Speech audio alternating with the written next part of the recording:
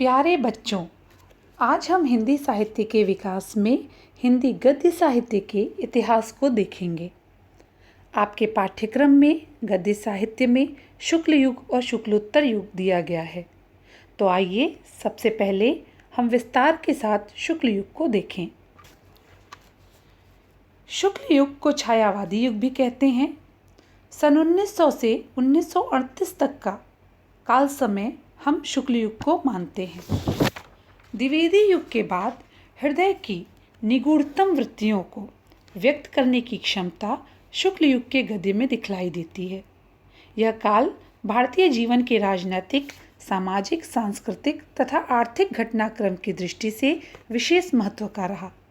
गांधी जी के प्रभाव से स्वतंत्रता आंदोलन पूरी गति पर था और असहयोग आंदोलन, जलियांवाला बाग हत्याकांड के साथ साथ क्रांतिकारी गतिविधियां भी तीव्रता से संचालित थीं।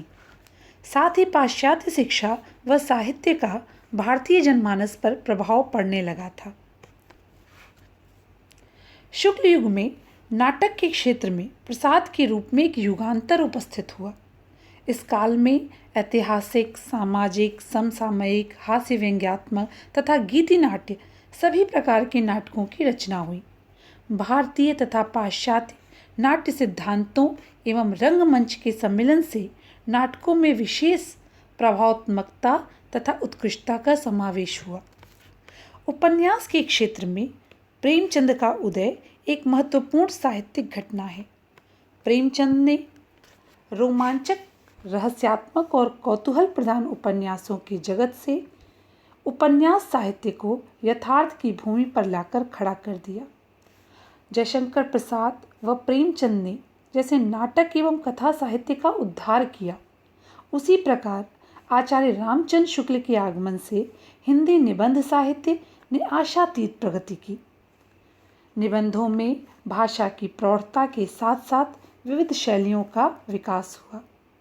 निबंध की विधा ही रचना शैलियों के वैविध्य के कारण अनेक उपविधाओं जैसे संस्मरण, रेखाचित्र, यात्रा वृत्तांत, रिपोर्टाज, आत्मकथा, डायरी आदि में पल्लवित हो गई। कुल मिलाकर यह युग हिंदी साहित्य के पूर्ण उत्कर्ष का काल है।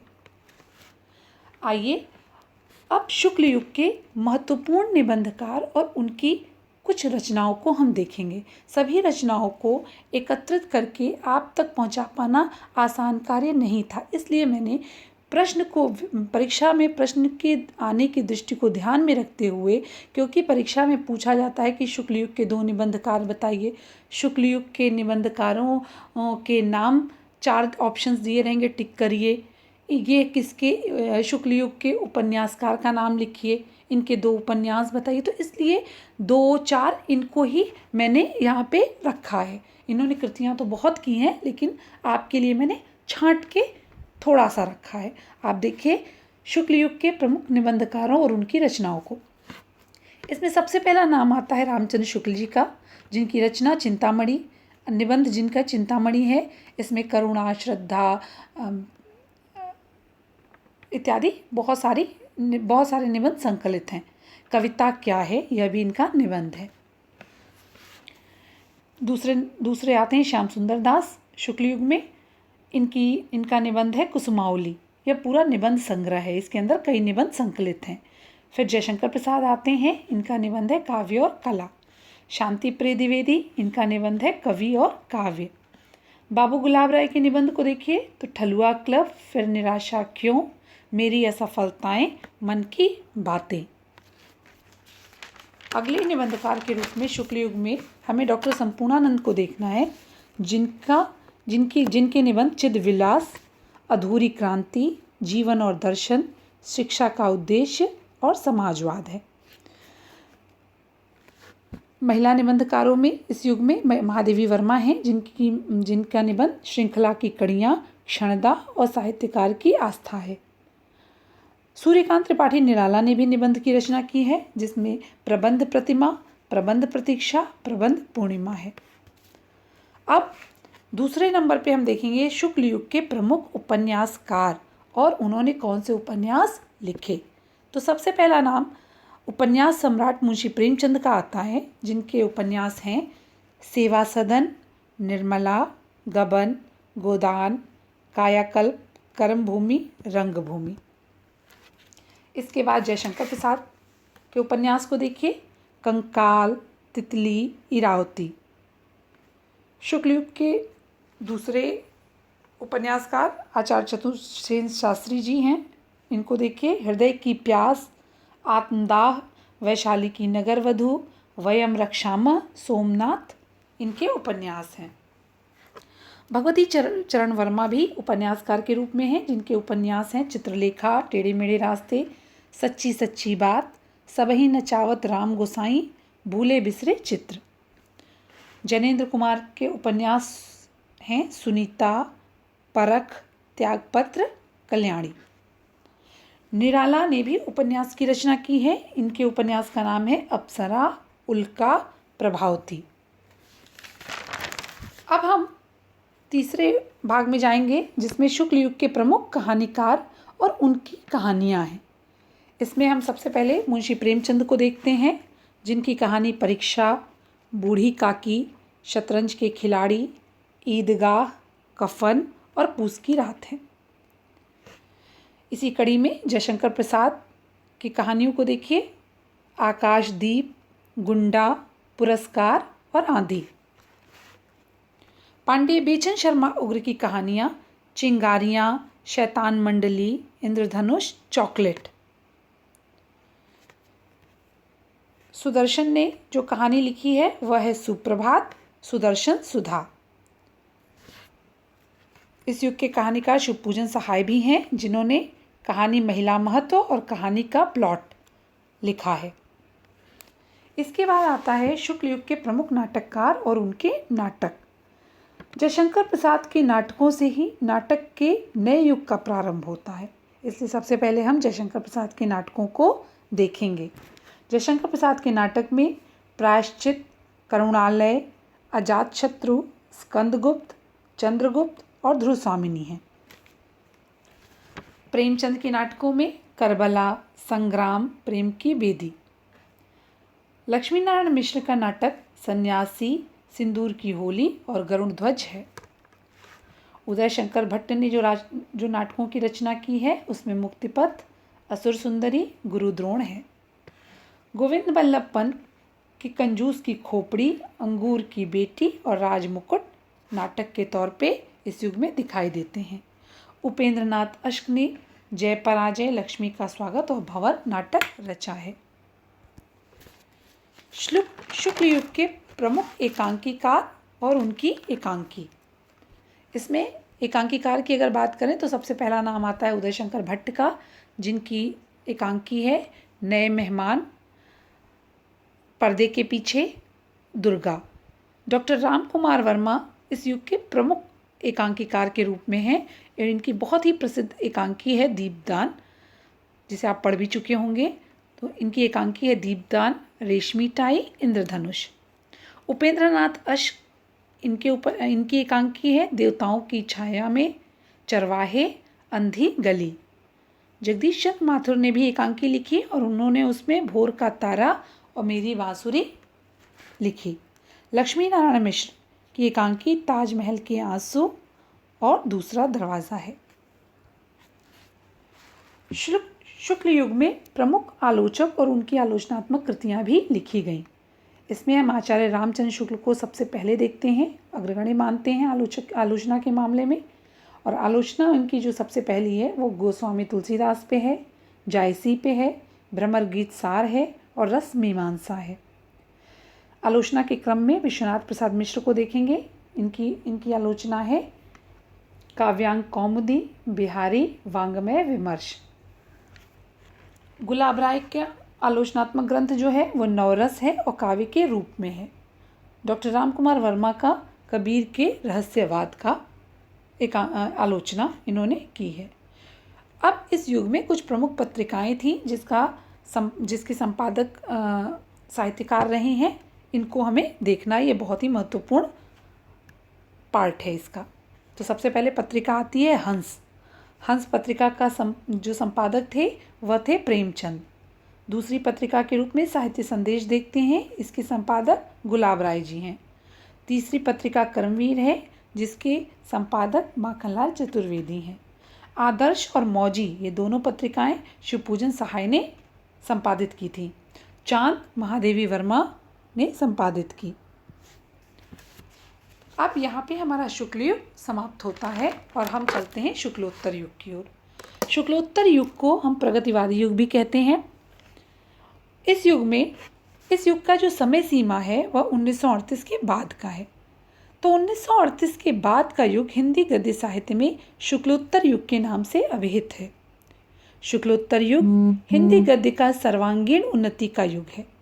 इस युग में भारत ने पराधीनता की बेड़ियों को तोड़कर स्वाधीनता के सुखद और स्फूर्तिदायक वातावरण में सांस लिया। देश की स्थिति में तेजी से परिवर्तन आरंभ हो गया था। फलस्वरूप लोग कल्पना लोक से उतरकर ठोस जमीन पर आने की चेष्टा करने लगे। इसका एक स्वाभाविक परिणाम यह हुआ कि आलोच्य युग में भी विभिन्न गद्य विधाओं ने अभूतपूर्व एवं बहुमुखी प्रगति की। इस युग में मार्क्सवादी विचारधारा से प्रभावित लेखकों ने प्रगतिवादी साहित्य सृजन के प्रति अपनी प्रतिबद्धता दिखाना आरंभ कर दिया। इस युग के लेखकों ने कहानी, उपन्यास, आलोचना आदि क्षेत्रों में नए आयामों का उद्घाटन करने के साथ साथ अपने मनोभाव की अभिव्यक्ति के लिए रिपोर्टाज और इंटरव्यू सदृश सर्वथा नवीन साहित्य रूपों का प्रश्रय लिया। प्रगतिवादी युग में सहज, व्यवहारिक और अलंकार विहीन गद्य की प्राण प्रतिष्ठा हुई। उसमें भावुकतापूर्ण अभिव्यक्ति के स्थान पर तेज और चुटीली उक्तियों ने स्थान ले लिया। अब शुक्लोत्तर युग के उपन्यासकार और उनके उपन्यासों को हम देखेंगे। शुक्लोत्तर युग में सबसे पहले उपन्यासकार के रूप में हम सच्चिदानंद हीरानंद वात्स्यायन अज्ञेय को देखेंगे, जिनके उपन्यास हैं शेखर एक जीवनी। ये 2 भागों में आई थी, शेखर एक जीवनी भाग 1, शेखर एक जीवनी भाग 2। फिर इनका उपन्यास है नदी के द्वीप, अपने अपने अजनबी। इसके बाद हजारी प्रसाद द्विवेदी, इनके उपन्यास बाण भट्ट की आत्मकथा, पुनर्नवा, ये इनके उपन्यास हैं। राहुल सांकृत्यायन के उपन्यास को देखें तो मधुर स्वप्न, जयोध्येय है। नागार्जुन ने भी उपन्यास की रचना की। उनके उपन्यास रतिनाथ की चाची, दुखमोचन, उग्रतारा है। रांगे राघव ने घरौंदे और मुर्दों का टीला उपन्यास रचा। भीष्म साहनी ने तमस, कड़ियाँ और तांबे का कीड़ा से शुक्ल युग को उपन्यास दिया। फणीश्वर नाथ रेणु ने मैला आंचल और परती परिकथा जैसे उपन्यास की रचना की, आंचलिक उपन्यासों की रचना की। मोहन राकेश का उपन्यास अंतराल, अंधेरे बंद कमरे है। शुक्लोत्तर युग के कहानीकार और उनकी कहानियों को देखिए। अज्ञेय की विपथका, हरसिंगार और रोज। जनेंद्र कुमार की पाजेब, फांसी, अपना अपना भाग्य। मोहन राकेश की कहानियाँ मलबे का मालिक और आर्द्रा। राजेंद्र यादव की कहानी जहाँ लक्ष्मी कैद है, छोटे छोटे ताजमहल। धर्मवीर भारती की कहानी गुल की बन्नो। अमरकांत की कहानी जिंदगी और जो कुहासा। फणीश्वर नाथ रेणु की कहानी तीसरी कसम और लाल पान की बेगम है। चंद्रधर शर्मा गुलेरी की बहुत ही महत्वपूर्ण कहानी उसने कहा था लिखा। शेखर जोशी की कहानी कोसी का घटवार और बदबू है। शुक्ल युग के नाटककार और उनके नाटकों को देखते हैं। सबसे पहले वृंदावन लाल वर्मा की नाटक झांसी की रानी और फूलों की बोली है। जगदीश माथुर का नाटक कोणार्क और पहला राजा। भीष्म साहनी ने जो नाटक रचा वह है हानुश, कबीरा खड़ा बाजार में। विष्णु प्रभाकर का नाटक डॉक्टर और युगे युगे क्रांति है। लक्ष्मी नारायण लाल ने जो नाटक रचा है वह है मादा कैक्टस, अंधा कुआं। सुरेंद्र वर्मा ने द्रौपदी और सेतुबंध को नाटक के रूप में शुक्ल युग को दिया। मन्नू भंडारी और मृदुला गर्ग जैसी स्त्री नाटककार ने मन्नू भंडारी का नाटक बिना दीवारों का घर और मृदुला गर्ग का एक और अजनबी है। शुक्लोत्तर युग के एकांकीकार को देखते हैं। इसमें सबसे पहले धर्मवीर भारती, जिनका है नदी प्यासी थी, मोहन राकेश का अंडे के छिलके, सुदर्शन का राजपूत की हार, जैनेन्द्र की टकराहट, लक्ष्मी नारायण मिश्र का अशोक का वन है। शुक्लोत्तर युग के निबंधकार एवं निबंध को देखिए। हजारी प्रसाद द्विवेदी ने निबंध के रूप में कुटज और अशोक के फूल लिखा है। यशपाल ने बात बात में चक्कर क्लब लिखा। संपूर्णानंद ने शिक्षा का उद्देश्य और स्पष्ट विचार जैसे निबंध शुक्लोत्तर युग में दिए हैं। हरिवंश राय बच्चन ने नए पुराने झरोखे, टूटी छूटी कड़ियाँ निबंध प्रस्तुत किया। विश्वनाथ प्रसाद मिश्र ने हिंदी का समसामयिक साहित्य निबंध लिखा। शुक्लोत्तर युग में भी आलोचक ने आलोचनाएं रची और ये आलोचनाएं बहुत ही महत्वपूर्ण थी। इसमें सबसे पहले देखते हैं शांति प्रिय द्विवेदी को, जिनकी आलोचना सामयिकी और हमारे साहित्य निर्माता है। नंद दुलारे वाजपेयी की आलोचना हिंदी साहित्य 20वीं शताब्दी और रस सिद्धांत है।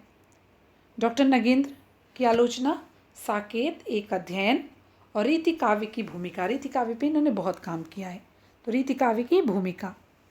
हजारी प्रसाद द्विवेदी महत्वपूर्ण आलोचक हैं और इनके आलोचना है सूर साहित्य और कबीर। डॉक्टर देवराज ने जो आलोचना लिखी है वह है छायावाद का पतन, आधुनिक समीक्षा। अब आइए इस काल की, इस युग की प्रमुख पत्रिकाएं और उसके संपादक को देखते हैं। सबसे पहली पत्रिका जो है वो धर्मयुग आती है, धर्मवीर भारती की। नए पत्ते, जिसके संपादक हैं लक्ष्मीकांत वर्मा। नई कविता, जिसके संपादक हैं जगदीश गुप्त। प्रतीक, सच्चिदानंद हीरानंद वात्स्यायन की है। और पहल पत्रिका, जिसके संपादक ज्ञान रंजन हैं। इस तरीके से शुक्लोत्तर युग में हमने अपने महत्वपूर्ण उपन्यास, नाटक, निबंध, आलोचना, एकांकी, कहानी, इन सबको सूक्ष्म रूप से देख लिया है। अब इसके बाद गद्य की अन्य भी विधाएं आती हैं, जिसमें आपके आत्मकथा, संस्मरण, रेखा चित्र, रिपोर्टाज, डायरी, ये सारी चीज़ें भी दी गई हैं। तो इन्हें हम नोट्स के द्वारा आपको आगे उपलब्ध कराएंगे। आज के लिए धन्यवाद।